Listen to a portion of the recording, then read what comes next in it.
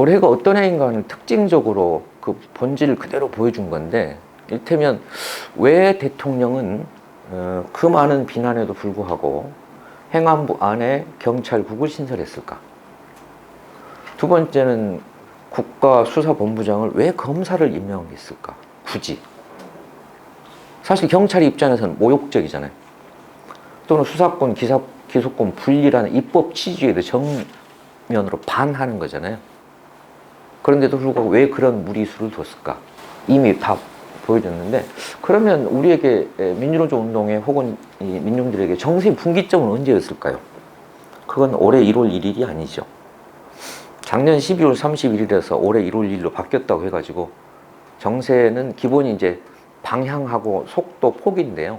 바람의 방향이 올해 1월 1일 날 바뀐 게 아니죠. 바람의 방향은 작년 3월 9일 날 바뀌었죠. 그래서 3월 9일 이전과 이후에 바람 방향이 달라졌죠. 그래서 이건 이제 운세로 치면 노동자들의 운세, 공무원들도 마찬가지겠습니다만은 언제가 분기점이었을까? 윤석열 이전과 이후죠.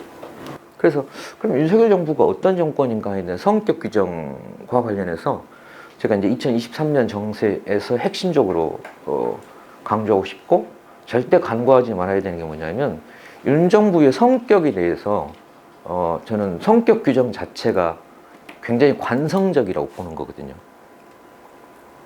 관성적이라고 보는 건 뭐냐면, 지금까지는 보통 정치학자들이 연성정부 그랬어요. 그러니까 87년 이후, 특히 촛불항쟁 이후에는 누가 정권을 잡더라도 소프트한 방식으로 통제하거나 지배하려고 할 거다. 그런데 윤 정부는 아니거든요. 그래서 왜 그럴 수밖에 없나, 그런 배경, 그리고 왜 저렇게 나올 수밖에 없나 하는 것이 성격 규정이 정확히 되면 바람의 방향이 어디로 가겠구나 하는 게 예측이 가능해져요. 그런데 본질적인 성격 규정 자체를 잘못하게 되면 매번 왜 저러지? 그러면 예측 자체가, 전망 자체가 안 맞거든요. 이게 이제 그 정권의 성격을 아주 단적으로 보여준 건데, 이게 저는 간과돼서는 안 되거나 이것이 아주 부분적인 것으로 보여서는 안 된다고 생각해요. 이게 부차적인 게 본질적인 건데요. 지난 1월 18일 날 민주노총에 국가정보원이 들어왔습니다. 그러니까 민주노총이 창립된 게 28년째인데 28년째 국가정보원 민주노총을 두는 것은 처음이거든요. 그러니까 경찰이 야밤에 문을 뚫고 들어와서 뭐 양경수 위원장을 연행해 간다든가 이런 경우는 있었어요. 근데 국가정보원이 출동한 것은 처음입니다. 범인 잡으러 오는데 저렇게 무슨 요란을 떨면, 그렇죠? 저건 이제 사실은 시그널이고 메시지거든요. 메시지죠. 일단 이제 그 세부적이고 이런 얘기는 차차 하겠습니다만은, 여기서 알 수 있게 되는 것은 표적의 대상이 민주노총이라는 거구나. 두 번째는 탄압의 주체가 국정원이라는 거구나. 그래서 그건 뭐냐면 공안이다 이런 거거든요. 공안. 그러니까 무슨 생존권 투쟁 이런 게 아니고, 이걸 가령 10년 전 같으면 국가보안법을 뛰어넘어서 내란 이랬듯이, 이제 민주노총을 드디어 공안 차원에서 본다는 거구나. 그러니까 공안이 사실은 영어로는 내셔널 시큐리티거든요. 국가 안보 차원에서 본다는 거예요. 그러니까 국가 안보 차원에서 본다고 하는 건 뭘까요? 다른 말로는 정권이죠. 그러니까 정권의 전망이 거기 있다고 보는 거구나. 그러니까 정권은 사실 이제 승부수를 띄운 건데요. 그래서 이게 아시다시피 국가정보는 간첩 사건 하는 거고, 사실 10년 전에도 공무원 간첩 조작을 했다가 여기서 이제 증거 조작이 드러나가지고 불명예스럽게 사퇴했었다면 지금 공직기강 비서관으로 가 있잖아요. 이번에 이제 인사검증에서 적나라하게 드러난 이시원 검사라는 사람인데요. 그래서 이것이 보여주는 바는 윤 정부가 정보기관을 국내 정치에 활용하려고 한다는 거구나. 그러니까 말하자면 애들은 지금 정보정치거든요. 정보정치의 다른 말은 공작정치인데요. 그렇게 가고 있다고 한 걸 보여준 거거든요. 제가 강조드리고 싶은 것은 간과해서는 안 된다는 거예요. 이게 일탈적 행위가 아니라 저게 본색이라는 거다. 본색이라는 거다. 이 말씀 드립니다. 그러면 사실은 이제 드는 의문은, 그래, 윤석열 정부의 성격은 사실은 이제 작년에 이미 정권의 성격은 인사를 어떻게 하는 거 보면 나타나는데 검사로부터 시작해서 여기 공직기관 비서관이 있죠. 그 다음에 이복현 검사 여기 있죠. 그 다 이제 검사로 시작해서 검사로 끝난 거잖아요. 그래서 금융감독원장을 검사 출신이 한 건 처음인데 이분이 최근에 국회에 나와가지고 김건희 여사의 탈탈 털어도 아무것도 없으니까 기소를 못한 거 아니냐 라고 얘기를 해가지고 세인을 놀래게 해줬죠. 아, 저런 인식을 갖고 있다는 거구나. 우리 여사님은 너무나 깨끗해서 기소를 못하는 것이지. 그렇죠. 그러니까 보통 사람들의 이 감각과 얼마나 차이가 난가를 그대로 이제 보여준 건데요. 그래서 이걸 이제 검찰공화국이라고 대중들은 인식하고 있다는 건데, 그러니까 이것이 의미하는 바가 뭘까? 올해 1월 18일 날 벌어진 일, 정초에, 그러니까 사실 2023년이 밝았는데 저건 정초의 시그널을 보여준 거거든요. 왜냐하면 가령 정권이 어떤 메시지를 던질 때는 택일, 타이밍이 굉장히 중요하잖아요. 원래 동양은 택일이 중요합니다. 이사를 가도 여전히 손 없는 날이 비싸요, 이사 비용이. 그러면 왜 1월 18일로 택했을까? 기자회견 하거나 뭘 해도 저 정도 중요한 연출을 하는데 날짜가 언제 좋겠나 판단했겠잖아요. 1월 18일 구정 전주였거든요. 구정 민심은 사실 저걸로 인구에 회자되게 하려고 했던 거죠. 그럼 저걸 보고 있으면 가족들이 오랜만에 어르신이 자녀들을 보면 무슨 생각하겠어요? 너는 별일 없지? 이렇게 이제 안부를 물어야 될 거잖아요. 왜? 뉴스에 봤더니 내가 내막은 잘 모르겠는데 너도 민주노총인 것 같은데 민주노총이 국정원이 왔다 갔다 하는데 왔다 갔다는 사실만으로는 뭐예요? 왔다 갔다 하는 사실만 일단 이게 색깔이 빨간색으로 되는 거죠? 그랬던 건데요. 그래서 사실은 이건 이미 그 조짐이 있었어요. 다만 이것이 그냥 이게 선거 전에 있었던 일이거든요. 멸공달파잖아요.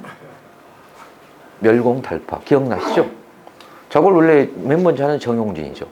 정용진이 하자마자 바로 신세계 이마트에 가가지고 했고 이제 이걸 다 따라 했다는 거잖아요.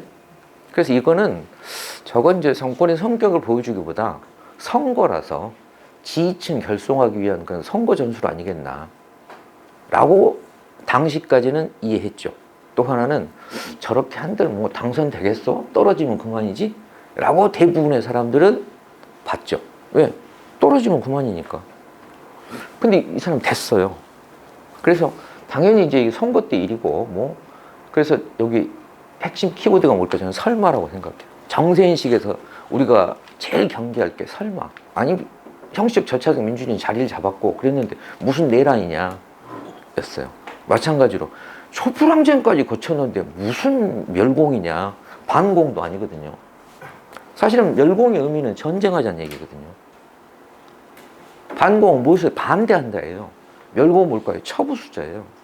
그러니까 저게 남북관계 그대로 드러나죠. 그냥 전쟁하자예요. 여긴 현상 유지도 아니고 그대로 이제 이게 메시지인데 그래서 2023년 혹은 윤석열 정부에서 우리가 제일 경계할 게 설마라고 생각해요. 거기까지는 이미 사회적 합의고 컨센서스가 됐는데 그렇게까지 하겠어? 라고 생각하면 매번 쟤 왜 저러냐. 그러니까 뭐냐면 우리 예측을 벗어나 있다는 거거든요. 예측을 벗어나게 되면 비과학이 되죠. 여전히 나의 이제 주관적 그 가치관이나 그런 이전의 관념이 이게 작년 10월부터 이제 벌어지기 시작한 일이거든요. 김문수 형사노위원장이 문재인 전 대통령이 김일성주의라고 합니다. 근데 이건 사실은 개인의 결연을 넘어서 거의 국가에 대한 모독이고 민중에 대한 모독이거든요. 왜냐하면 그럼 김일성주의자가 5년 동안 통치를 했다는 거냐 이거거든요. 국가 정체성에 대한 부정이고 민중들에 대한 모독이죠. 그 여부를 떠나서 정진석 비대위원장은 한술 더 뜨죠. 뭐 그렇게 생각하는 사람이 김문수 뿐이겠냐? 더한 것은 대통령 발언이었는데 대통령은 북을 따르는 주사파는 진보도 좌파도 아니고 적대적 방어권 세력과는 협치가 불가능하던데 여기서 말하는 이게 민주노총이나 무슨 이 진보운동권을 말하는 게 아니라 이게 민주당을 저렇게 성격 규정하고 있다. 민주당은 주사파 586이 주도하고 있다 라고 하는 것이 정권의 인식이에요. 그래서 1년이 다 되도록 야당 대표를 안 만난 유일한 대통령이고, 야당 대표를 누가 만납니까? 검사가 만나고 있습니다. 대통령실에서 영수회담을 한 게 아니라 공안부에서 불러가지고 강제로 출두하라 그러고 영장을 청구한 거거든요. 이게 정권의 성격이에요. 그게 본질이에요. 이걸 부차적으로 보면 안 된다는 거죠. 이게 주요한 측면이라는 거예요, 정권에. 가령 포퓰리즘도 있어요. 지지율이 떨어지게 되면 뭐 난방비가 어떻고 은행 보고 대출 이자 어쩌라고 그러고 그런 것도 있어요. 근데 어떤 게 본질적이냐, 정권의 성격에서. 그러니까 기존에 우리의 그 관성적 인식은 뭐냐면, 아니 뭐 촛불항쟁까지 했는데 설마 그렇게 하겠어? 근데 설마 하는 일만 계속 벌어져요. 설마 검사 출신을 국가수사본부장에 앉히겠어? 왜? 그건 입법 취지에 반하잖아요. 수사권, 기소권을 분리한다는데. 그런 일이 계속 벌어지죠? 제가 그랬어요. 아, 그러면 정순신이 사퇴했으면 경찰 출신이 할까? 저는 다른 검찰 출신을 물색하고 있을 거라고 봐요. 철저히 검증해가지고 자녀 학폭 없고 문제 안 되래도 좀 찾아봐라. 그게 정권이 사과하지 않는 이유거든요. 사과를 왜 안 할까요? 잘못한 게 없다요. 기술적인 문제는 있겠죠. 검증 과정에서 자녀 학폭 문제를, 또는 물론 자기들은 다 알고 있었겠지만, 그러니까 그게 이 정권의 본질이라는 거거든요. 그리고 또 남을 애들이라는 거다. 그래서 오히려 이제 리버럴한 국민의힘 전 대표 이준석 대표가, 이게 어디까지 갔어요? 안철수도 종북 좌파로까지 갔거든요. 아니, 국민의힘 당대표 선거를 앞두고 결선 투표 가면 안철수가 김기현을 이긴다고 나오니까 윤핵관들이 채널에 그렇게 얘기했어요. 안철수가 종북 주사파다. 종북 주사파들이 밀어가지고 안철수가 지지율이 높은 거다. 그래서 이제 이준석이 페이스북에 글을 올렸죠. 노원에서 선거해가지고 자기가 지고 사이는 안 좋지만 사실은 분명히 하자라고 이제 윤핵관을 비판을 했는데, 안철수는 종북 주사파가 아니다. 그래서 팩트는 분명히 해야 되지 않겠냐. 근데 그 근거가 기가 막히죠. 종북 주사파는 소신이 있어야 되는데 안철수는 왔다 갔다 하는데 어떻게 종북 주사파냐라고. 그래서 결국은 윤핵관도 비판했지만 안철수를 완전히 바보로 만들었죠. 근데 그게 굉장히 본질적 핵심을 꿰뚫어 보고 있는 거거든요. 안철수까지 종북 주사파라고 하면 국민의힘이 뭐가 되냐. 그래가지고 총선 이기겠냐 하는 거거든요. 그거 훨씬 사실은 정치적으로는 영악한 거거든요. 윤핵관처럼 해가지고 내년 선거 이기겠냐, 답답하다, 이런 얘기죠. 그래서 어쨌든 지금 주류들은 저러고 있다는 거죠. 그래서 결국은 여기까지 오기 위해서 그게 절차적 과정이었다는 거거든요. 작년 10월부터 쭉 작업을 해서 결국 올해 와서 메시지가 뭐냐, 그래 민주노총까지 온 거죠. 결국 기승전 민주노총 이거죠. 민주노총을 탄압하는데 여기까지 온 거죠. 그걸 이제 보여준 것 중에 하나가 국정원이 뭐 아시다시피 수사권 올 연말이면 종결인데 대공 합동수사단을 만들었어요. 이게 합동수사단은 사실 전두환 때 늘 있었던 일인데, 국가정보원이 주도해가지고 수사단장을 국정원 국장급이 하고 사무실도 국정원이 두고 그 다음에 검사와 경찰 파견해가지고 합동수사단을 한다는 것이고, 그래서 2월 24일 날 대통령이 국가정보원을 방문했죠. 그대로 보여준 거죠. 그러니까 이 정권이 그러니까 국가정보원의 시대는 끝난 줄 알았죠. 근데 아니더라는 거거든요. 그러니까 보시면 검찰 정권이고, 검찰 정권이 경찰을 어떻게든지 자기 휘하에 주려고 경찰국을 신설하고 국가수사본부장도 하려고 하는구나. 두 번째는 다 끝난 줄 알았는데 국가정보원을 다시 부활하는구나. 그럼 이 3대 조직이 특징이 뭘까요? 그러니까 형식으로는 법치지만 법을 강제로 관철시키는, 그러니까 본질적으로는 폭력기구를 말하거든요. 대표적인 폭력기구는 군대죠. 근데 이제 군대는 동원할 수가 없게 된 거잖아요. 87년 이후에. 그럼 군대를 빼면 나머지가 뭘까요? 그렇죠. 그걸 이제 검찰이 주도해가지고 경찰, 국정원 이렇게 하겠다는 거죠. 물론 그 중에 하나가 전통적으로 있어요. 그거 감옥이라는 게 있거든요. 근데 감옥은 사실 이미 검찰청 산하에 교정국장이 다 알아서요. 교정국장은 다 검사 출신이 하거든요. 그래서 이것도 그러니까 정권의 본질이 무엇인가.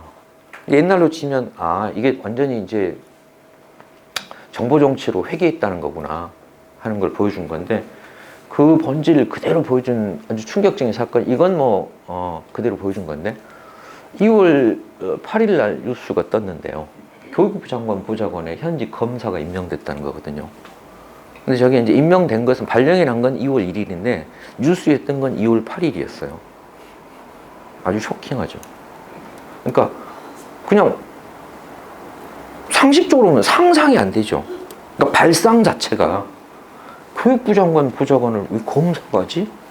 이게 아주 쇼킹한 건 이런 거예요. 이 2월 1일 날 현직 검사가 파견이 됐더라는 거예요. 왜 쇼킹하냐 하면, 교육부의 설명은 교육개혁 과제가 엄청 많다는데, 교육부에는 이미 고문 변호사가 있어요. 그리고 변호사 자격증을 갖고 있는데 교육부에서 일하고 있는 고위공직자가 7명이나 있어요. 법학 박사 학위를 갖고 있는 사람도 25명이나 있어요.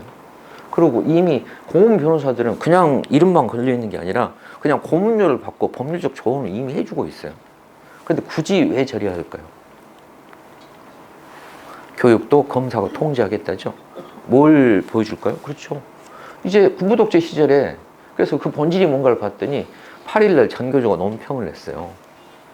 그러니까 12년 전에도 검사들을 교육부에 파견했는데, 그리고 나서 벌어진 일이 시국선언 교사에 대한 대규모 기소하고 대량 징계더라. 징계를 거부하는 교육감에 대해서 시행면제와 직무이행, 이게 남발됐던 게 12년 전의 기억이다. 그러니까 사법적 통제 이런 거거든요. 그러니까 교육 개혁을 하겠다는 게 아니라 저건가? 전교조? 학비노조, 교육청 노조에 대해서 메시지를 준 거죠. 저렇게 하겠다. 그러니까 이건 뭐 상식적으로 이렇죠. 아니, 교육개혁을 검사가 하는 나라가 어디가 있어요. 교육개혁을. 검사는 수사하고 기소하는 게 자기 업이지. 그렇죠? 이러다가는 이제 서울대 병원에도 검사를 파견할 판이죠. 실제로 전직 검사 출신들이 그 이사 감사로 들어가 있어요. 서울대 병원에도. 상상이 잘 안 되시죠? 이게 본질이라는 거예요. 그래서 검찰 독재란 말이 나오고 있는데, 그렇구나. 이게 이제 예전이니까 군사 시절에 정부 부처에 중앙정부 직원이 상주하고 있었고, 여차지 가면 이제 육사 출신들이 파견가 있었죠. 그래서 군사독재 시절에는 법원 판결하는데 형량을 다 국가정보원 직원들이 했던 거잖아요. 가이드라인을. 판결하기 전에 판결문을 보고, 여기는 한 3년 돼야 되는 게 아닐까요? 그럼 3년으로 바꿨어요.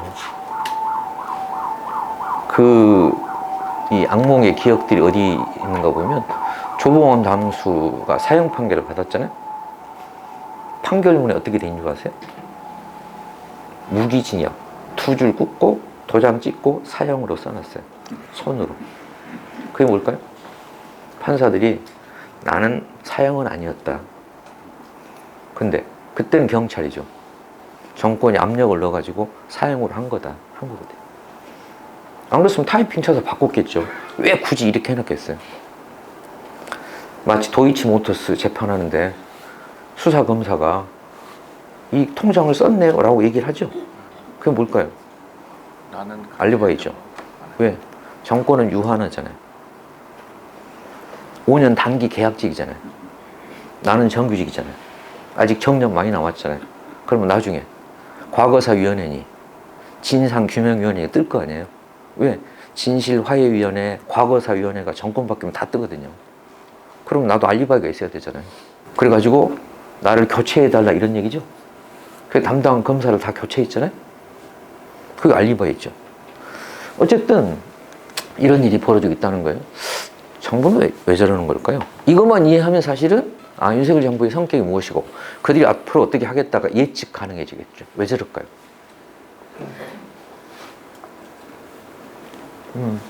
이런 사정이 있을 거 아니에요. 왜 저럴까요? 정권이 굉장히 궁지에 몰려있고 힘들다는 거거든요. 그러니까 경찰, 국정원을 확실히 장악해서 이들을 친위대를 세우지 않게 되면 권력이 무너진다고 생각해요. 상상이 잘 안 되시죠? 그들은 그렇게 봐요. 그래서 핵심은 이제 이게 결론적인 얘기인데요. 저렇게 공안정부, 공안이라고 하는 것은 이제 공공의 안녕인데 원래는 레이션을 그렇게 하겠다는 건데 사실은 저건 이제 우리는 공안이라고 번역을 하는데 영어는 레이셔널 시큐리티로 되어 있어요. 이게 뭘까요? 내셔널이 아니라 사실은 레짐이죠.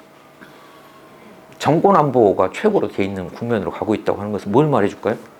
지금 이 사람들이 자신감이 있는 게 아니라 굉장히 위기의식이 심각하다고 한 걸 반영한 거거든요. 아, 정권이 저렇게 하고 있다고 하는 것이 본질이 뭘까? 그러니까 이것이 이제 우리가 낙관할 수 있는 근거이고, 아, 정권이 지금 계속 자충수를 두겠구나 하는 건데, 그래서 핵심이 뭐예요? 왜 저럴까? 그러니까 사실은 지금 초유의 위기 상황이 있거든요. 어떤 정부가 들어서서도 지금 대한민국 2023년의 대한민국, 그러니까 정확히 말하면 2022년 이후의 대한민국은 어떤 정부가 들어서도 이게 헤쳐나가기 쉽지 않은 초유의 위기 상황에 있거든요.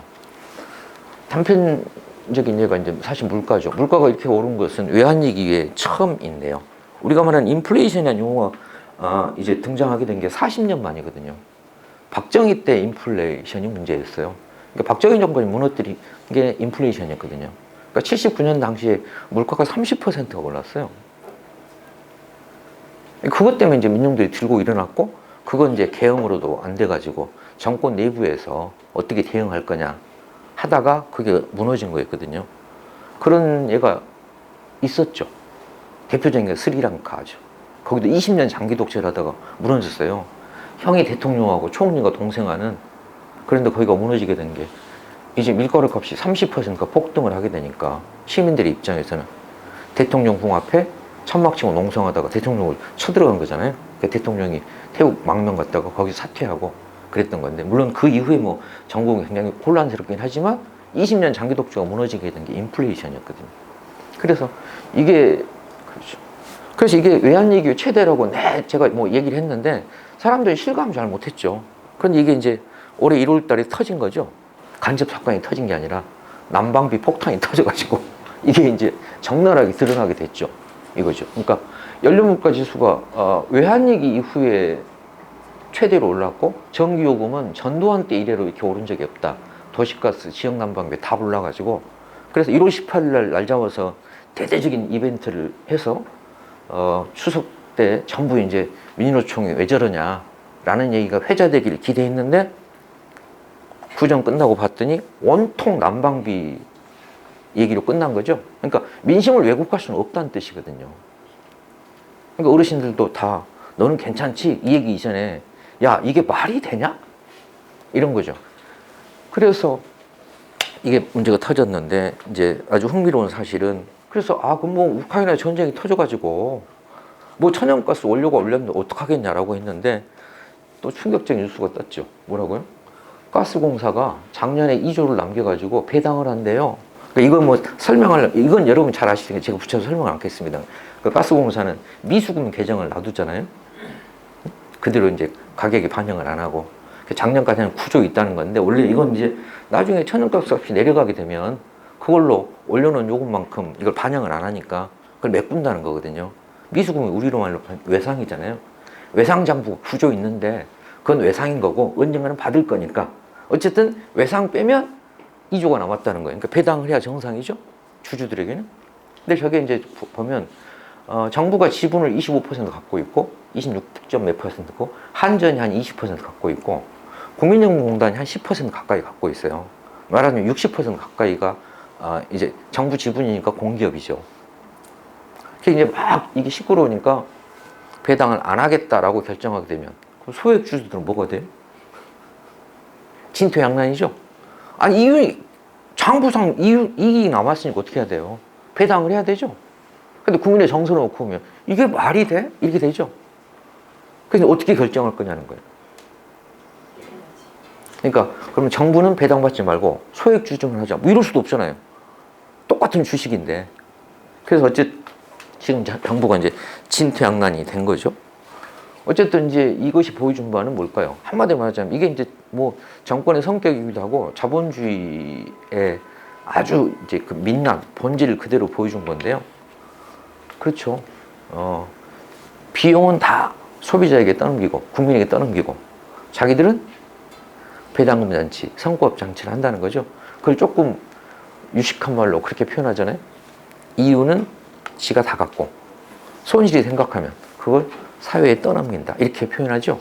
그러니까 건설 경기가 좋을 때는 지가 이윤을 다 갖고 미분양이 쌓이니까 정부가 사줘야 되는 거 아니냐 이런 거죠.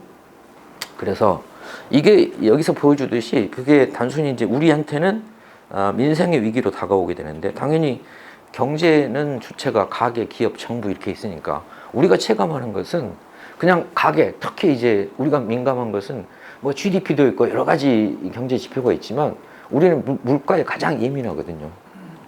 물가라는 경제 지표가 가장 그 예민하고 또 하루에도 몇 번씩 확인해요. 여러분도 확인하세요. 저도 그래요. 뭘까요? 매일 봐요, 지표를. 주유소에 휘발유가 매일 봐요. 얼마인가를 봐요. 그게 경제 지표거든요.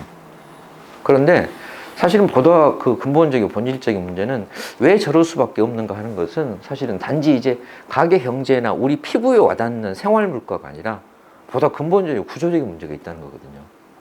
얘기가 이제 어떻게 되고 있습니까? 왜 정권은 공안 통치에 자꾸 집착을 하고 연연할까? 그만큼 위기이고 위기의식을 느끼고 있고 여기서 밀리면 끝난다고 보는 거구나. 지금 당장 탄핵된다가 아니라 정권이 궁지에 몰린다는 거구나. 그러니까 전국의 주도권을 잃는다 이런 거거든요. 주도권을 잃게 되면 어떻게 돼요? 바둑을 치면 따라간다는 거거든요. 따라가면 무조건 지죠. 판을 내가 주도를 해야지. 그러니까 집권을 하는 것은 정권을 지렛대로 전국을 주도하겠다니까 집권이고 여당이잖아요. 그런데 이게 여당이 아니라 피동에 빠지게 되면 맨날 뒤치다거리 나고. 그렇죠? 그래서 왜 그런가 하는 것을 이제 보여주고 있는 건데 우리가 피부적으로 체감한 것은 사실은 이제 물가였는데 물가 이전에 아주 근본적인 문제 중에 하나가 한국은행이 금융통화위에서 금리를 동결했죠. 아시다시피 기준금리는 시장에서 형성된 금리가 아니에요. 기준금리는 다른 말로 정책금리 그러잖아요. 그래서 미국이 지금 4.5고 3월 21일 날 미국이 공개시장위원회 FOMC를 열죠. 그때 지금까지 한 0.25가 될 거라고 봤는데 이게 0.5로 가는 게 아니라 빅탭으로 가는 게 아닌가 하는 예측이 나오고 있어요. 미국의 제 지표들 보니까 물가가 안 잡히는 거예요. 물가가.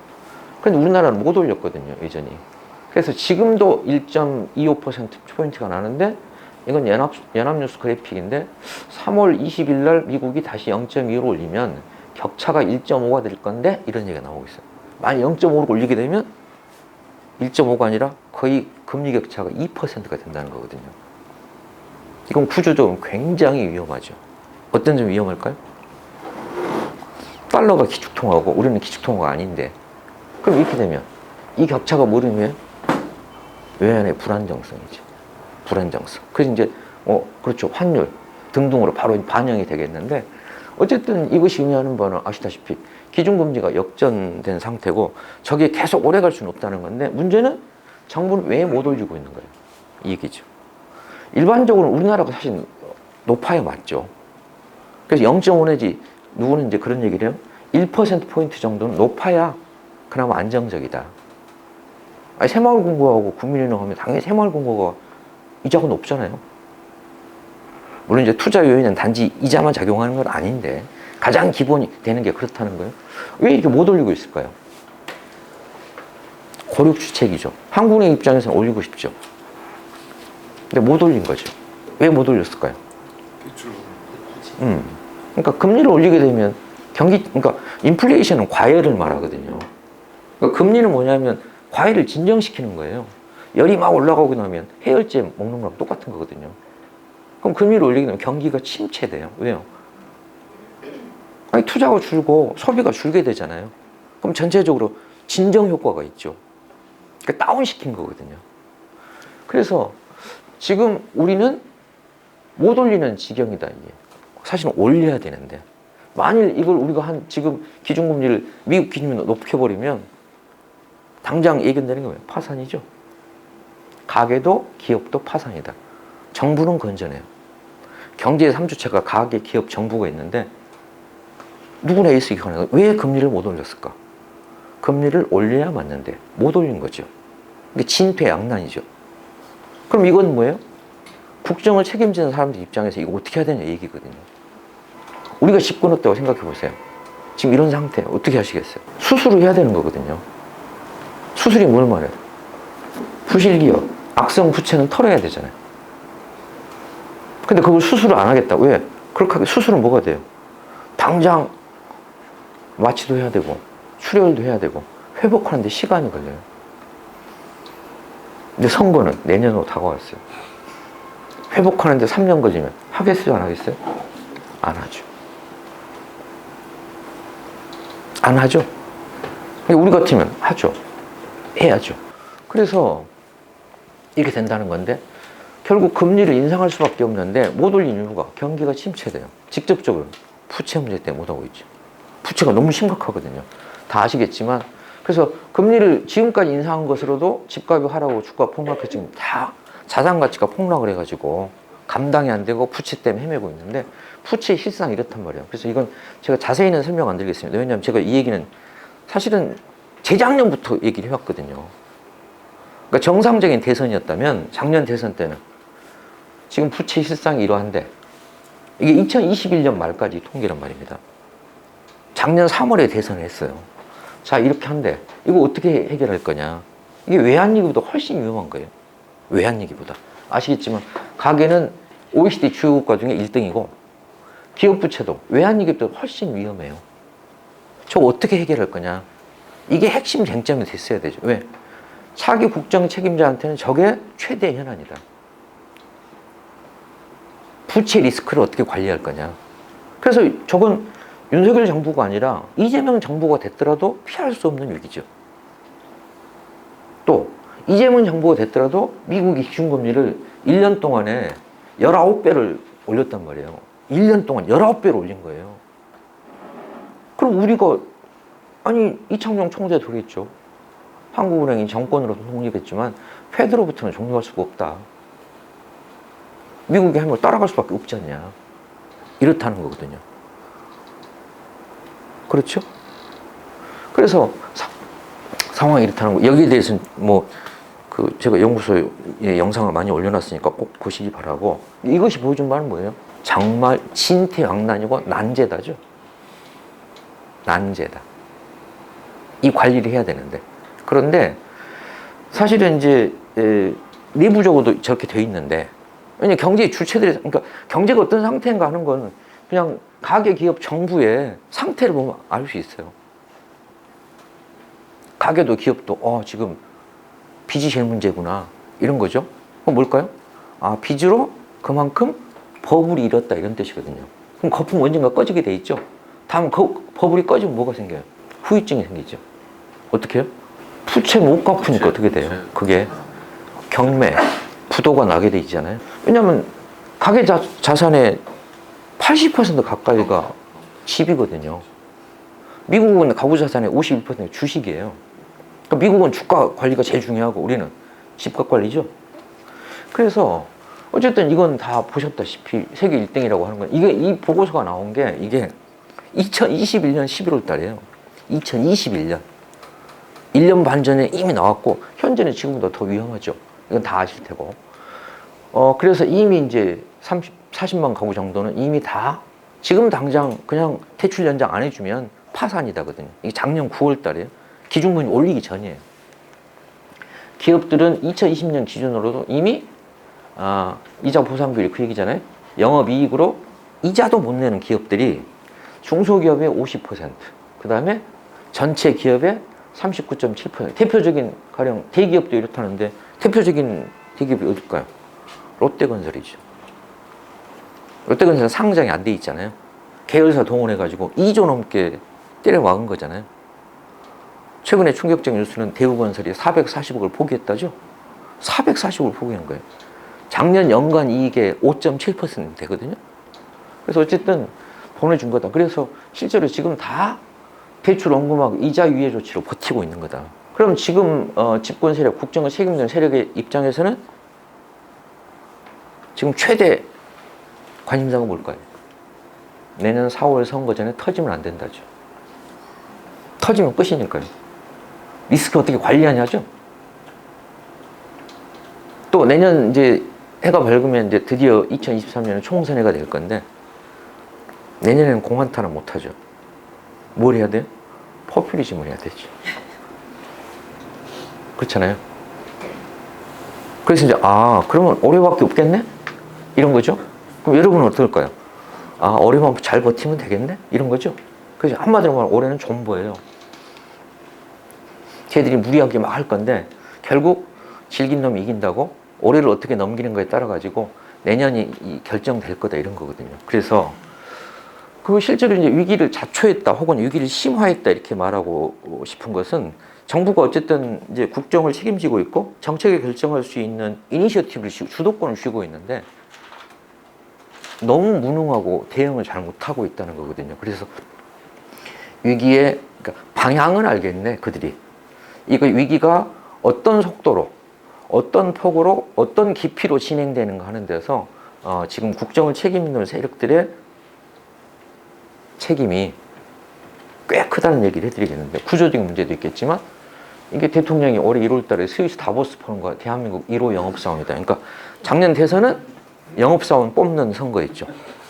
그래서 실제 명함을 찍어가지고 공개도 했어요. 근데 우리나라 영업사원은 작년 6월 달에 최초의 이제 스페인 마드리드 회의담에 가갖고 뜬금없이 중국하고 안놈 이러죠. 중국이 최대 고객이거든요. 중국이 우리한테 경제 제재를 한 게 아니라 우리나라 영업사원이 이제 당신하고는 호혜거리 없다 이렇게 얘기한 거거든요. 이건 보통 사고가 아니죠. 그러니까 사실 미국 앞에는 더 저자진 나라가 일본인데 일본 총리도 저런 얘기는 안 해요. 전략적 동반자 관계라고 그러지. 나 중국하고는 온다고 안 그래요. 왜냐하면 지난 30년 동안 최대 무역 흑자 우기, 그러니까 제가 말씀드린 30년이에요. 1961년에서 91년까지의 30년은 미일에 의존해서 성장을, 그러니까 성장의 동력이 미일이었어요. 정치적 독립성, 자존감 이런 걸 떠나서. 그럼 1992년 중국과 수교 이후에 2020년까지 30년은 중국이었어요. 그래서 2008년에 미국발 금융위기가 터졌는데 만일 1960년에서 1991년이었다면 우리는 망했죠. 근데 미국발 위기가 터졌는데 2008년, 2009년은 우리는 한 해 잠깐 그냥 마이너스 성장을 하고 곧바로 회복을 했어요. 그게 왜 그랬을까요? 중국 특수죠. 중동 특수가 아니라 중국 특수에 지난 30년 동안. 그래서 2021년만 쳐도 2011년 무역 수지를 결산해 보면 중국 홍콩을 제외하면 300억 적자였어요. 근데 중국 홍콩에서 우리가 정확히는 594억인가 한 600억 가까이 흑자를 봤어요. 그 총액으로 300억 흑자였던 거거든요. 그러니까 그 전에 2021년에 쉽게 말하면 중국 홍콩에 수출 수입해가지고 우리가 600억을 남긴 거예요. 근데 끝났다 그랬잖아요. 물론 구조적인 요인도 없진 않아요. 중국과 우리나라가 이제 산업 구조적인 측면에서 예전에는 우리가 중간재 수출하고 거기 조립하고 하는 식이었는데 중국이 이제 많이 따라와서 그런 것도 있긴 있어요. 그런데 우리가 이럴 일은 아니죠. 그렇잖아요. 왜 이런 선언을 했을까요? 나토 플러스에서 현존하는 적은 러시아고 잠재적 적은 중국이다. 그러니까 훨씬 앞서간 거죠. 형님, 그럼 저는 중국하고 안 놉니다. 아시아 나라가 우리나라, 일본, 오스트리아, 뉴질랜드가 초청 갔는데 네 나라 중에 제일 먼저 옛날로 치면 전문용어로 동 뜬 거예요. 선봉대로 나는 중국과 안 합니다. 그래서 사실 이 선언이 이게 며칠 내에 이 선언한지 여러분 기억을 못 하시죠? 우리는 기억을 못 해요. 왜요? 진보운동하고 중국은 별 관계가 없거든요. 근데 저 선언에 가장 충격받은 사람이 누굴까요? 자본가들이에요. 자본가들. 아모레 패시픽 주가가 하루에 6%가 떨어졌어요. 왜요? 설화수를 가장 많이 파는 데가 중국이거든요. 그러니까 국내 자본가들 입장에 보면 뭐 저런 놈이 있냐. 미리 얘기를 하고 가든가. 그래서 지지율이 7월 달부터 폭락을 합니다. 7월 달부터. 5월 달에 취임했는데 2달 만에 폭락을 해요. 이게 대사건이었어요. 저건 뭘까요? 위기를 수습을 해야 되는데 아주 순수하게 말하면 뇌가 해맑아서 아무 생각 없는 거예요. 뭐랑 똑같아요? 김진태가 레고랜드 못 갖겠다는 거 똑같은 거예요. 그 2천억 맞겠다고 50조를 때려 박았어요. 왜? 신용위기가 오니까. 자본주의는 신용이잖아요. 신용이 무너지게 되면. 신용이 다만 신뢰잖아요. 아니, 경제 주체들간에 신용이 무너지게 되면 이제 안 돌아가는 거예요. 그래서 실제로는 레고랜드 보증서는 게 2,100억인데 50조를 때려 막은 거예요. 그럼 이건 뭘까요? 정말 50조로 될 일이 아니에요. 그리고 나서 내가 영업사원이라고 얘기해봐요. 그러니까 결론은 뭐예요? 영업사원 잘못 뽑았군. 얘기죠. 이게 어떻게 돼요? 아, 1호 영업사원을 저거 바꾸랑 해야지. 저러다가 사고 나겠다죠? 그래서 제가 그런 예를 들죠. 탄핵당한 박근혜도 2015년에 중국에 갔다. 중국의 가장 큰 그 국경일이 전승 기념일이거든요. 일본으로부터 해방된 날.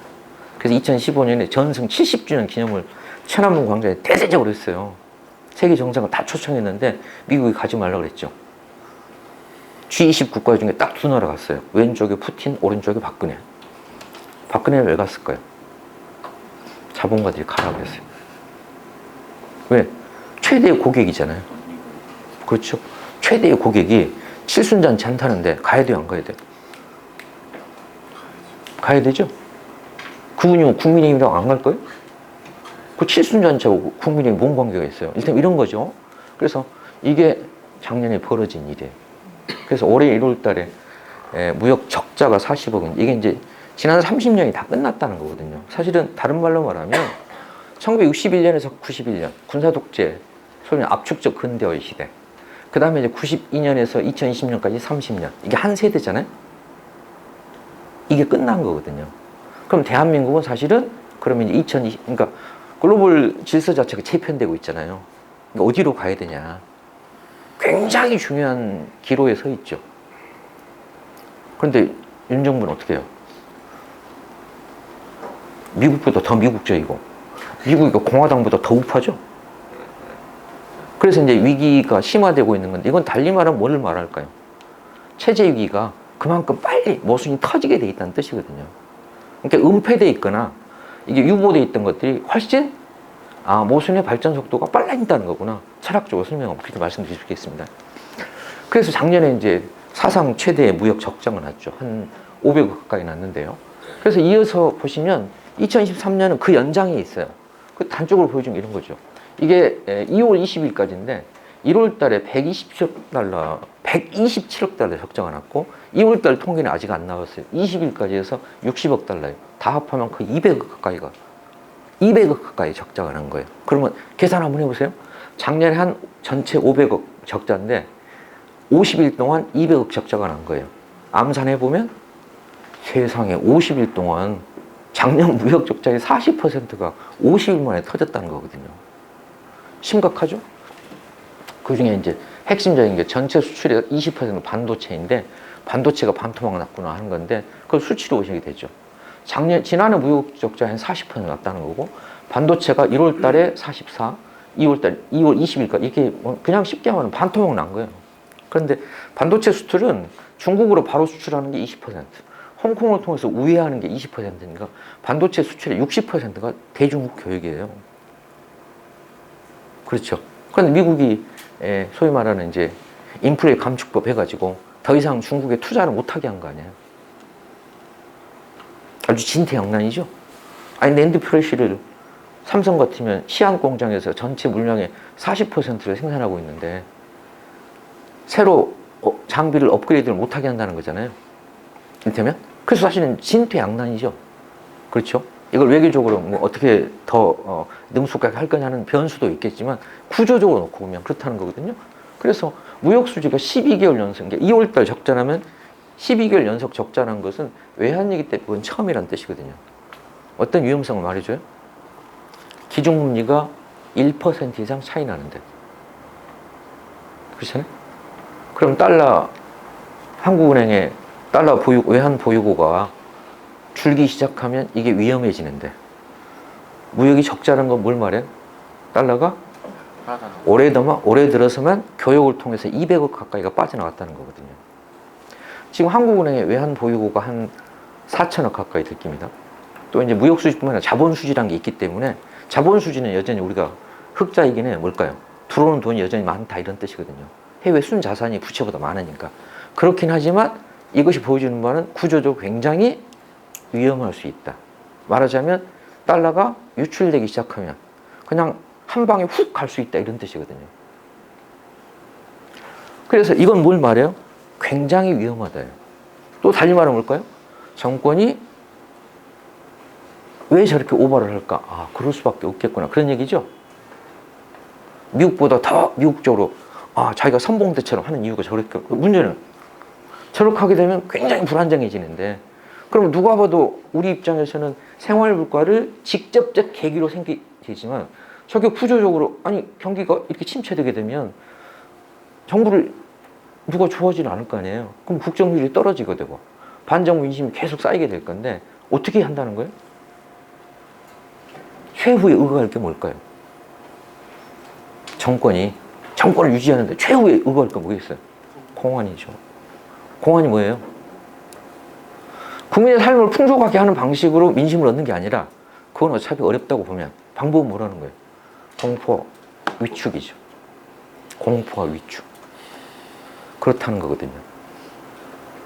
공포와 위축. 그러니까 정권이 왜 저럴 수밖에 없을까? 저게 단순히 그래 검찰 정부라서 그런 것도 있지만 또 윤석열 원래 그런갑다. 그 다음에 가장 저차원적이고 비과학적인 뭘까요? 제 또라이다. 체제 관리의 대변자로 상징하고 있는 게 정권이잖아요. 체제를 어떻게 관리할 거냐예요. 체제를. 우리가 주목해야 될 것은 특정 개인이 아니라 지금 체제가 지금 어떤 상태에 있다는 거 하는 거거든요. 그래서 이제 내수로 보면 우리나라 전체 GDP 한 20%가 건설이거든요.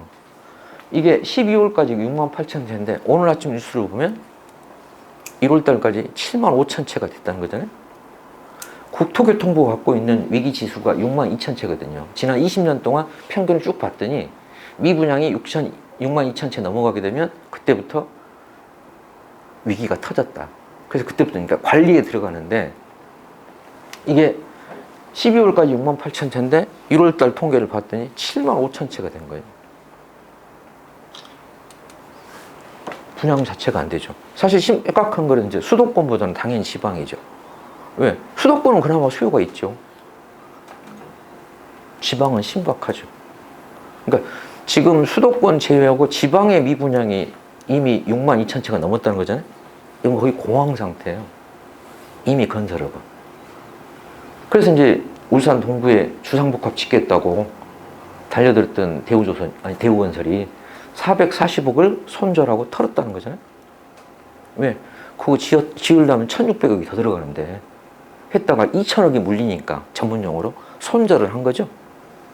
주가 떨어지고 있는데 더 떨어질 것 같으니까 그냥 내 하한가에 팔고 털겠다. 일테면 이런 거거든요. 그러니까 지방건설은 이미 다 파산이죠. 그럼 문제는 뭘까요? 건설업자가 돈을 어디서 빌렸겠어요? 프로젝트 파이낸싱은 보험사, 증권사, 캐피탈, 저축은행, 새마을금고에서 빌렸죠. 제2금융권들은 난리죠. 그러니까 문제는 이걸 리스크를 어떻게 관리하느냐 하는 문제인데 글쎄요. 이런 얘기죠. 뭘까요? 굉장히 위험하다거든요. 굉장히 위험하다. 한번 터지면 이게 걷잡수 터져가지고 정권이 완전히 피동에 빠질까 봐 어떻게 한다는 거예요? 힘으로 누르겠다 그 얘기잖아요. 그렇죠? 그럴 수밖에 없는 사정이에요. 왜? 이걸 포퓰리즘 방법을 할 수가 없어요. 왜? 그러면 돈을 풀어야 되는데 돈 풀 수 있어요? 못 풀죠. 정부 돈을 못 풀잖아요. 포퓰리즘을 하고 싶어도 못 하죠. 왜? 돈이 풀리면 이게 걷잡을 수 없이 터질 건데 또 병을 키우는 거잖아요. 이걸 어떻게 하면 후유증을 최소화하면서 조금씩 수술 안 하고 어떻게든 약으로 지금 해보려고 하는 거죠. 근데 아무리 독한 약을 써봐야 결론은 마약이잖아요. 그래서 대표적인 게 여러분 뉴스를 보실 때 부동산 경매를 보시면 알아요. 이거 법원에 등기부에 다 올라가 있거든요. 그러니까 봤더니 올해 1월 달 기준으로 봤더니 작년에 비해서 한 50% 증가했고 서울만 놓고 보면 85%가 증가했더라. 이미 경매가. 뭘까요? 못 버티고 이제 경매에 넘어가고 있다고 하는 거거든요. 이미 그런 가고 있다는 거다. 저게 이제 시작이죠. 3개월 이상 못 갚으면 경매 넘어간다는 거잖아요. 그래서 저희도 제가 했죠. 왜? 거품이 함께 이뤘는데 결국 노동소득이 뒷받침이 안 되면 실물 경제에 의해서 이렇게 거품이 인 게 아니라 실물 경제와 무관하게 빚내서 집 사라고 해가지고 결국은 빚내가지고 이만큼 집값이 올라간 거 있잖아요. 근데 결국은 빚 갚으라 그러면 꺼질 수밖에 없을 거다. 그러면 소프트 랜딩이냐 하드 랜딩이냐? 소프트 랜딩은 없죠. 그래서 경제 전망하면 수출도 내수도 투자도 소비도 최악이다. 그런데 금리는 고금리니까 결국 부채 문제가 이게 가시화되겠구만. 타이밍이 언제냐? 저걸 어떻게 관리할 거냐 하는 것이 국정 책임자의 최대의 과제죠. 그래서 구조조정은 뭘 말할까요? 악성 채무를 부실기업 어떻게 정리할 것이냐. 그 다음 부채 가계를 어떻게 할 거냐. 이런 거죠. 가계는 어떻게 해야 돼요? 신용 회복을 해야 되죠. 이를테면. 그럼 얼만큼 털기는 털고 네가 어떻게 갚기로 한다 이런 건데 결국은 이제 정권이 똑하면 전 정부를 탓하는 것은 일리가 아주 없진 않죠. 왜요? 문재인 정부 5년 동안은 소득이 주도하는 성장이 아니라 부채가 주도하는 성장이었죠. 근데 이 정권은 알고 봤더니 전부 나보고 그걸 왜 해결하라고 이런 거죠. 우리가 물을 것 같으면 그러면 그만두든가. 또 그런 줄 모르고 집권했어요? 다 알고 했죠. 그래서 이제 대표적인 게 이제 고용 문제가 터지겠구나 하는 거예요. 고용 문제가 터지겠구나. 고용은 경제에서는 후행 지표거든요. 주가 이런 게 선행 지표죠. 왜? 미래 경기를 예측하고 투자하는 게 주식이라면 고용은 버티고 버티다가 왜냐면 기업이 가장 싫어하는 게 구조조정이잖아요. 매출을 줄이는 게 보면 순위가 떨어진다는 건데 누가 그렇게 하려고 해요? 안 하죠. 어떻게든 규모를 키우려고 하죠. 대마불사니까. 그러니까 결국 이제 구조조정이 현실이 될 수밖에 없겠구나. 그래서 정부도 그걸 다 얘기는 하고 있는 건데 어쨌든 이제 여기까지 보시면 왜 민노총을 타겟으로 연초에 저런 메시지 줬을까? 원래로 돌아옵니다. 왜 저럴까? 세 가지 이유가 있는데요. 저것만 과학적으로 해석이 되면 저것만 분석이 되면 앞으로 어떻게 나올까가 나오죠. 왜 그랬을까요? 앞에 다 보셨어요. 첫 번째, 구조조정을 해야 된다는 거구나. 그럼 구조조정을 하는데 비용이 생길 거 아니냐. 그럼 부채를 핵심으로 경제 주체가 가게가 있고 기업 있고 그러니까 말하자면 노동 있고 자본 있고 관료가 있는데 이걸 어떻게 분담할 거냐 그거죠. 우리는 빚을 쓴 적이 없잖아요. 그래서 그러면 이걸 딱 보고 있으면 왜 건설 200일 작전이라고 건설이 첫 번째 타겟이 됐을까요? 건설 경기가 제일 어려우니까요. 그렇죠? 그럼 구조조정 해야 되는데 비용을 어떻게 떠넘길 이 얘기죠? 이유는 자기가 다 갔는데 손실이 생겼어요. 여기서만 손실의 사유가 뭘까요? 노동자에게 그래서 이제 건설 노동자들이 뒤에 이제 건폭의 수준이 됐죠. 조폭, 합폭, 주폭 이런 거는 일도 아니고 드디어 이제 건폭이라는 신조어를 대통령이 만들었죠. 일단 이것만 먹고 보면 대통령의 언어가 너무 품격 없고 거칠고 사납다죠. 저러면 안 되는 거거든요. 대통령이 저렇게 과격한 언어를 쓰고 있다고 하는 건 뭘까요? 그만큼 급하다요. 여유가 없다죠? 느껴지는 게. 말이 과격하잖아요. 너무 품격 없잖아요. 그래서 첫 번째 이거 저렇게 갈 수밖에 없겠구나. 어느 정권이라도. 다만 그렇죠. 개량 정권은 민노총을 노사정에 들어와가지고 논의를 하자. 노사정이 뭐예요? 노동자하고 사용자하고 정부가 가계 기업 정부가 이거 어떻게 떠안을 거냐. 거기서 조정을 해보자 이런 얘기고 지금 윤 정부는 지금 그럴 여유가 없죠. 그러니까 어떻게 해요? 바로 그냥 국가폭력기구를 동원해가지고 여차지 가면 너는 가는 거야. 이렇게 이제 강대강으로 갈 수밖에 없죠. 두 번째 이유는 뭘까요? 다 예상이 되죠. 저걸 정리 못하면 내년 선거 못 치른다거든요. 사실은 핵심이 그러니까 아까 공기의 방향은 언제 바뀌었을까요? 내년 3월 9일에 바뀌었죠. 그럼 언제쯤 그러면 방향을 바꾸거나 저들의 이 무모한 질주에 브레이크를 걸 수 있을까요? 내년 4월 총선이죠. 총선의 결과가 어떻게 되는가에 따라 가지고 일단 브레이크가 걸리겠죠. 공기의 방향을 다 바꾸지는 못하겠지만 굉장히 중요한 분수령이죠. 그래서 자기 지지층 결집하기 위해서 이건 이제 화물연대 탄압. 그래서 지금 최근에 이제 대통령 지지율, 국정 지지율 올라가는데 1등이 뭐예요? 노동계획, 노조 탄압이. 어쨌든 자기 지지층 결집. 그들의 입장에서는 아니 비용을 노동이 떠는 게 되니까. 세 번째가 뭘까요? 올해 11월 달에 굉장히 중요한 일이 있다는 거예요. 올해 11월 달에. 우리는 별로 관심이 없는데 정부나 조선일보 보기엔 굉장히 중요한 이벤트가 11월에 있습니다. 뭐가 있을까요? 민주노총 선거가 있어요. 여러분 모르셨죠? 조합비 내고 있는 나는 모르는데 한 푼도 안 내는 저들은 저렇게 관심이 많습니다. 뭘까요? 집행부가 누가 들어서느냐. 그 얘기죠. 센 집행부가 들었으면 내년 총선 때 불리하다죠. 최대한 친정부적이고 친정부는 안 된다 하더라도 이거죠. 여러분도 올해 11월 달에 선거를 하게 될 건데 당연히 사측의 입장에서는 집행부가 그러니까 우리는 잘 몰라요. 근데 조선일보 보고 있으면 후보가 4명 나왔는데 3년 전 뉴스를 보면 성향을 다 분석해 놨어요. 여기는 뭐고 여기는 뭐고 여기는 그러니까 조합원은 몰라. 우리도 모르는데 조선일보 들어가보면 다 분석을 해놨어요. 기호 1번 누구는 무슨 성향이고 어디 출신이고 다 돼 있죠. 그래서 이랬다는 거구나.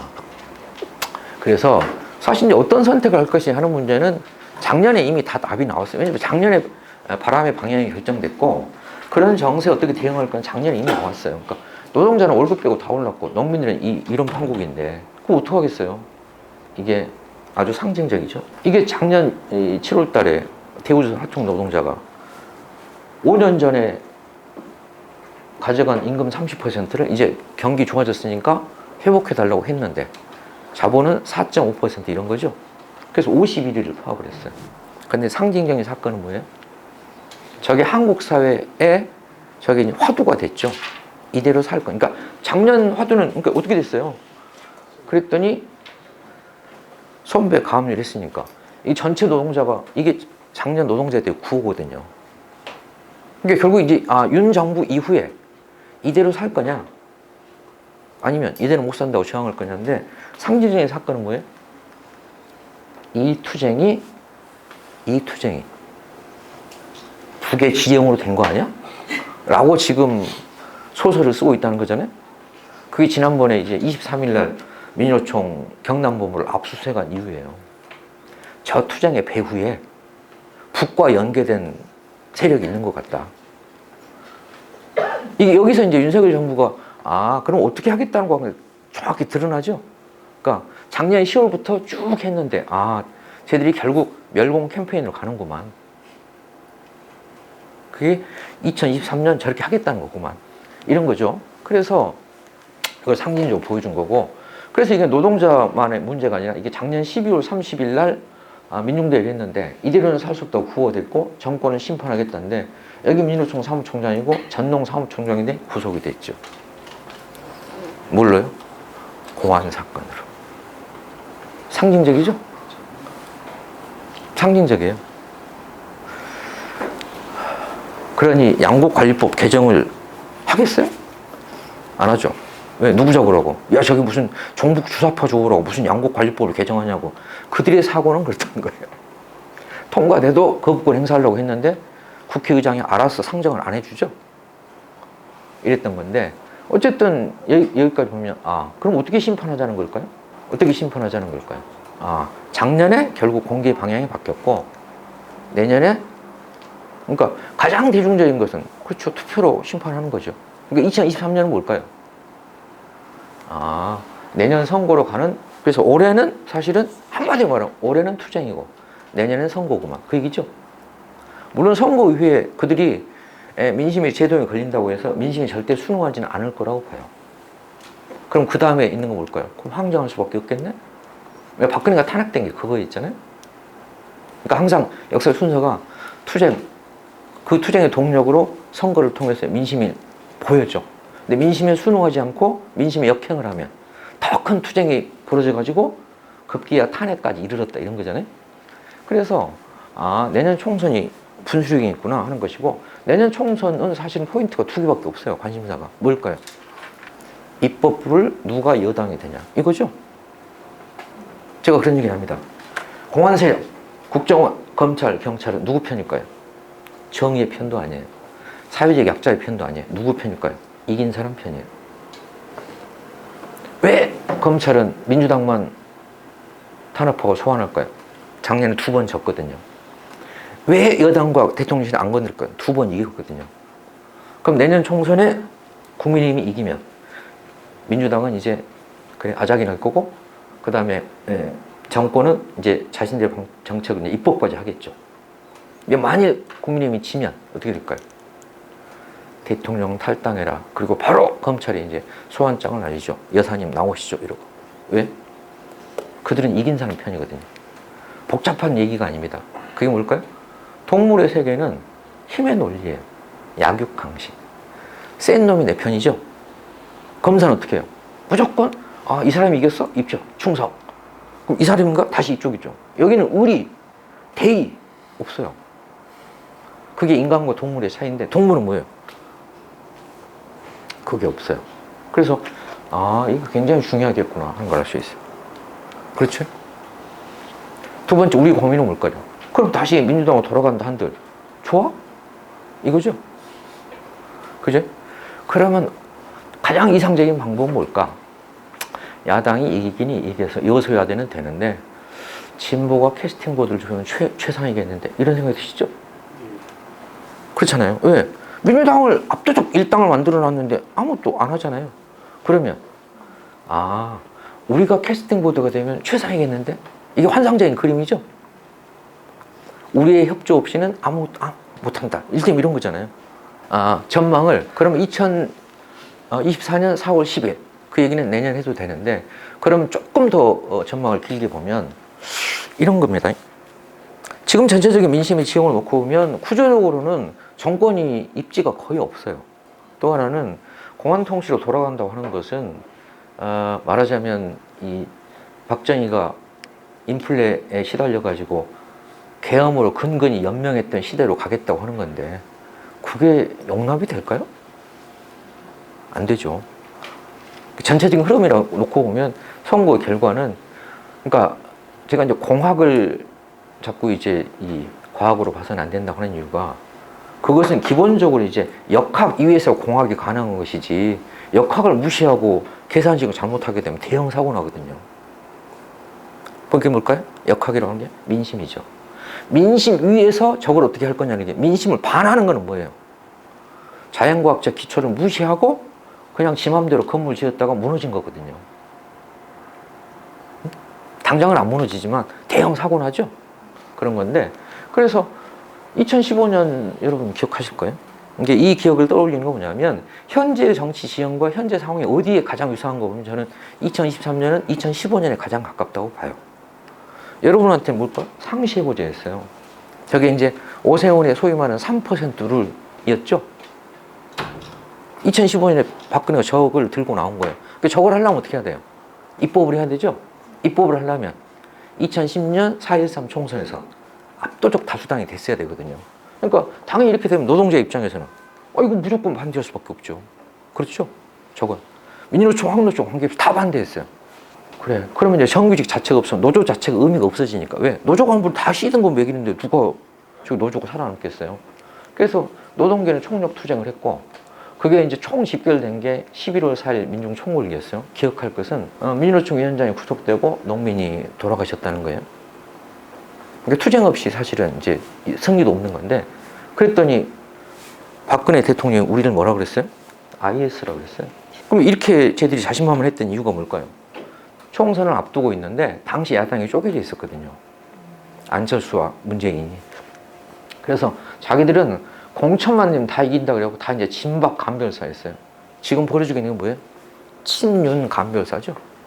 진윤, 친윤, 멀윤, 비윤, 뭐가 다 많죠. 그게 2015년에 벌어진 일이에요. 그래가지고 당시에 이제 당대표가 김무성이었는데 공천하라고 내렸는데 그건 못하겠다고 옥새를 들고 나르고 막 그랬죠. 저게 지금 사실 국민의힘 전당대회를 앞두고 정권이 그 무리수를 두면서 당대표 선거에 개입하고 있는 이유거든요. 뭐예요? 공천권을 갖고 있는데 박근혜가 오더를 줬는데 일테면 유승민 지역구에 자객 공천을 하라고 했더니 김무성이 그렇게는 못하겠다. 공천을 안 해버린 거잖아요. 또 서초에 지금 이제 박근혜 가방 못지하고 있는 누구 전문용어로 무슨 변호사 있잖아? 유영아. 서초에 공천하라고 그랬는데 그거 못하겠다 안 해버린 거예요. 5명을 피토로 한 거예요. 그럼 위정자들은 교훈이 올까요? 저런 애 들어서면 안 된다죠? 저런 애가 누구예요? 유승민, 나경원, 심지어 안철수도 저거 지정치할 거다. 그럼 지금 어떻게 해야 돼? 내 정치 안 하겠다는 세우겠다는 거잖아요? 저게 사실 2015년의 교훈이에요. 정권도 그렇게 보고 있어요. 이렇게 됐어요. 그러니까 얘들은 뭘까요? 공천만 받으면 당선이고 야당이 쪼개져 있기 때문에 후드로 놓고 오면, 그러니까 프레임만 놓고 오면 필패인 거예요. 왜? 결선 투표가 없으니까. 그래서 2010년에 총선이 벌어졌는데 놀라운 일이 벌어집니다. 총선이 벌어지는데 이렇게 돼요. 여소야대가 돼요. 그래서 박근혜가 브레이크가 걸리죠. 그런데 이 투표를 한 거 보면 기가 막힙니다. 어떻게 돼 있어요? 국민의당이 정당 투표가 민주당보다 높습니다. 왜 그랬을까요? 표가 2개가 있습니다. 어떻게 했을까요? 지역구는 민주당을 찍고 당은 국민의당을 찍은 거예요. 그러니까 주목할 건 뭐냐면 우리 민중들이 얼마나 현명하냐면 투표를 한 22번 해봤어요. 투표를 어떻게 한 줄 아세요? 그럼 국민의힘은 다 떨어질 거 아니에요. 비례 말고. 근데 비례는 사실은 그렇죠. 13석밖에 안 됐죠. 그런데 전체가 38석이 됐어요. 그럼 지역구가 25석이 됐다는 얘기잖아요. 어떻게 됐을까요? 우리 민중들이 대단합니다. 어떻게 했을까요? 어떻게 투표했겠어요? 호남 사람들은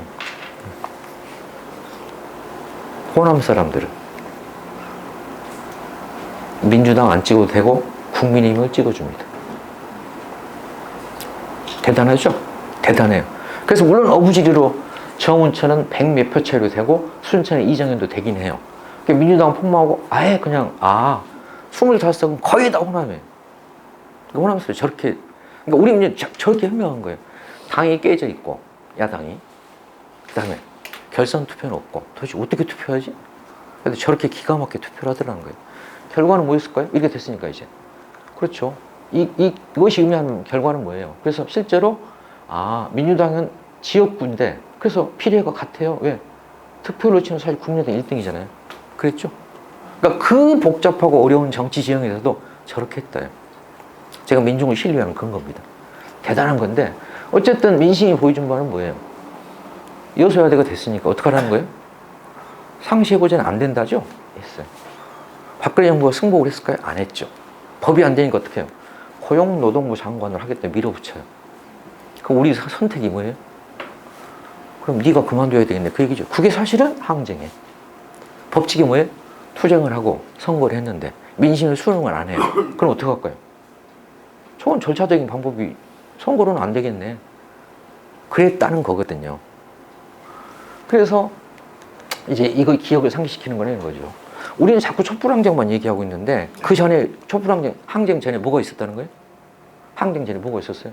총선이 있었구나. 총선 전에 뭐가 있었다는 거예요? 민중들의 투쟁이 있었다. 이걸 기억했나? 이게 법칙이라는 거예요. 이게. 그러니까 뭘까요? 내년 총선은 올해 우리가 어떻게 투쟁하는 게 달려있다. 올해 투쟁이 쉽게 말해서 폭망하면 내년 선거는 힘들어요. 그렇겠죠? 그러니까 적들과 우리가 올해 한판 이제 승부를 벌려야 되잖아요. 피할 수가 없잖아요. 정권이 이렇게 도발을 했으니까. 그래서 뭐 할까 하는 얘기를 하고 마치도록 하겠습니다. 박근혜 정부를 사실은 탄핵했죠. 그래서 사람들이 다 생각을 해요. 언제쯤 탄핵해야 되지? 지금 당장 탄핵하던 사람은 주말에 있죠? 주말마다 벌써 왜? 민주당 지지층의 입장에서는 이재명 지지층의 입장에서는 그렇죠. 아니 자기 대표를 잡아가겠다는데 저는 그렇게 주장을 100번 이해합니다. 다만 법칙이나 대중운동을 놓고 보면 아직 거기까지는 아닌 것 같지만 100번 이해해요. 그래서 그렇죠. 아니 어떻게 국민을 이기려고 그러냐. 저게 87년 이후 촛불항쟁에 법칙인데 뭐라고 그랬어요? 아니 자연과학적 아니 고체역학, 유체역학의 원리를 무시하고 공학을 네 마음대로 그 부실공사를 하겠다는 거냐? 그럼 어떻게 돼요? 무너지죠? 그러니까 법칙은 그래서 핵심은 뭘까요? 아니 우리가 옛날 우리가 아닌데 옛날 우리가 아니다고 하는 게 뭐예요? 그래 이 촛불항쟁이라고 하는 걸 주역이 누구라는 거예요? 조직된 노동자가 이미 압도적 다수가 됐고 민주노총이 대세가 됐는데 그러니까 예전 같으면 어떤 식이었을까요? 80년 같으면 1월 18일 날 전대협 사무실에 쳐들어갔겠죠. 근데 지금은 이미 민주노총이 주역인데 아니 민주노총을 대상으로 뭔 전쟁을 하겠다고 그러냐. 그럼 뭐가 된다는 거예요? 너 끝날 거다 그 얘기죠. 너 끝날 거다. 전라도 이제 사람들이 흔히 하는 전문 용어가 저건 죽으려고 호흡 조절하는 거다. 이런 거거든요. 왜 저래? 이렇죠? 그래서 그게 이제 낙관의 근거이긴 한데 다만 이 낙관에는 이게 핵심이 이거죠. 옛날에 우리가 아니라고 하는 것이 아니 뭐 노조를 탄압하겠다고 하는데 어쨌든 공무원도 이제 주면 주는 대로 시키면 시키는 대로 시대가 아니지 않냐 이미. 근데 저걸 뭐 노조를 부정하려고 그래? 그거 어떡하자는 거예요 이를테면. 그런 거죠. 여러분 우선순위는 아니에요. 왜? 급한 데가 있기 때문에 일단. 그렇죠. 첫 번째가 건설, 두 번째가 어떨 거예요? 학비라고 봐요. 왜요? 민주노총 집회가 어디가 제일 많이 왔어? 건설. 두 번째 학비구만. 그래서 교육부에 검사가 파견된 거예요. 행안부는 아직 검사가 안 갔죠? 여러분 숫자가 많지 않았다는 뜻이지. 이제 열심히 하셔야죠. 그렇잖아요? 그래서 이게 핵심이었잖아요. 저들이 자신 있다가 아니라 굉장히 지금 곤혹스러운 상황에 밀려서 여기서 밀리면 끝난다고 위기의식을 갖고 있다는 거다.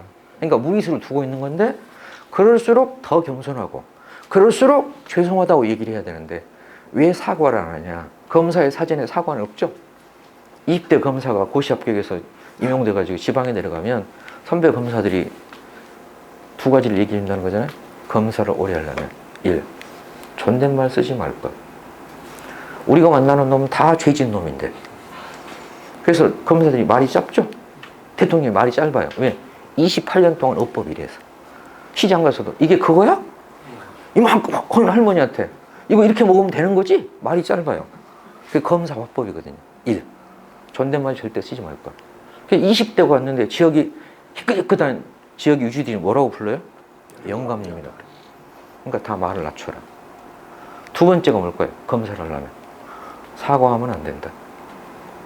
죄 지은 놈한테 무슨 사과를 하냐. 아직도 사과를 안 합니다. 이태원도 사과를 안 하고 인사참사에 사과를 안 해요. 그게 검사의 세계예요. 사과하는 순간 권위가 다 무너진다고 생각해요. 어쨌든 그래서 이제 정세가 결코 유리하지는 않아요.